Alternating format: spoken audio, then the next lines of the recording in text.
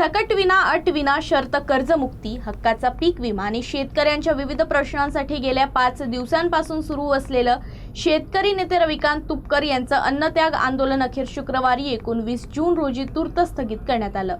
राज्यभर उग्र होत चाललेल्या आंदोलनाची दखल घेत राज्याचे जलसंपदा मंत्री गिरीश महाजन यांनी थेट आंदोलनास्थळी जाऊन तुपकर यांच्याशी चर्चा केली।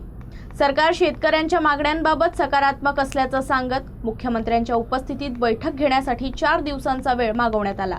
अखेर उपस्थित शेतकऱ्यांच्या आग्रहाचा आणि मुख्यमंत्री व मंत्री गिरीश महाजन यांच्या विनंतीचा मान राखत रविकांत तुपकर यांनी आईंच्या हस्ते ज्यूस पिऊन अन्नत्याग आंदोलन स्थगित केलं।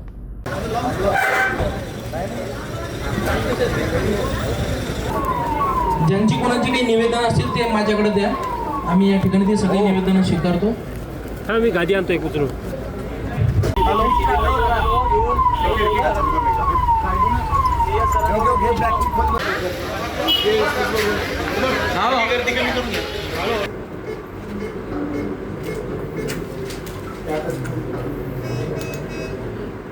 रविकांत तुपकर यांचं अन्नत्याग आंदोलन तुर्तास स्थगित करण्यात आलं असून कुटुंबीय आणि समर्थकांना मोठा दिलासा मिळाला। मात्र हा संघर्ष संपलेला नसून सरकारनं 4 ते 5 दिवसात ठोस निर्णय घेतला नाही तर आंदोलन अधिक तीव्र करण्याचा इशारा तुपकरांनी दिला। सलग 5 दिवस उपोषणामुळे प्रकृती खालावल्यानं त्यांना जिल्हा सामान्य रुग्णालयात दाखल करण्यात आलं। 15 जूनपासून सुरू असलेल्या या आंदोलनानं राज्यभरात उग्र स्वरूप धारण केलं होतं।